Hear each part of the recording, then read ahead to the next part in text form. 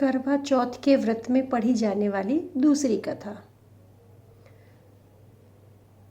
पुराणों के अनुसार करवा नाम की एक पतिव्रता धोबिन अपने पति के साथ तुंगभद्रा नदी के किनारे स्थित एक गांव में रहती थी।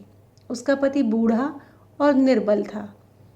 एक दिन जब वह नदी के किनारे कपड़े धो रहा था, तभी अचानक एक मगरमच्छ वहां आया और धोबी के पैर अपने दांतों में दबाकर यमलोक की ओर ले जाने लगा। वृद्ध पति यह देख करके घबराया और जब उससे कुछ कहते नहीं बना तो वह करवा करवा कहकर अपनी पत्नी को पुकारने लगा।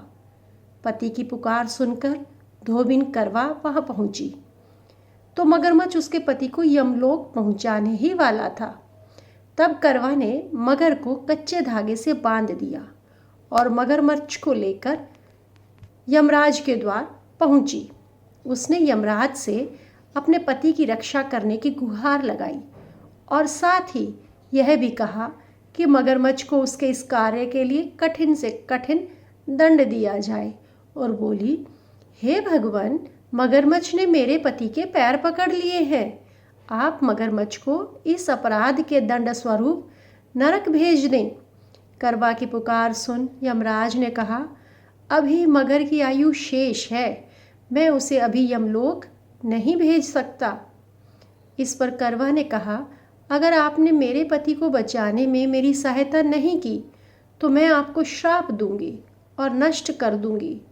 करवा का साहस देखकर यमराज भी डर गए और मगर को यमपुरी भेज दिया।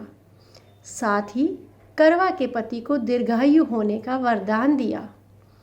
तब से कार्तिक कृष्ण की चतुर्थी को करवा चौथ व्रत का प्रचलन हो आया, जिसे इस आधुनिक युग में भी महिलाएं अपने पूरी भक्ति भाव के साथ करती हैं और भगवान से अपने पति की लंबी उम्र की कामना करती हैं। जय करवा चौथ माई की। ओम गणेशाय नमः।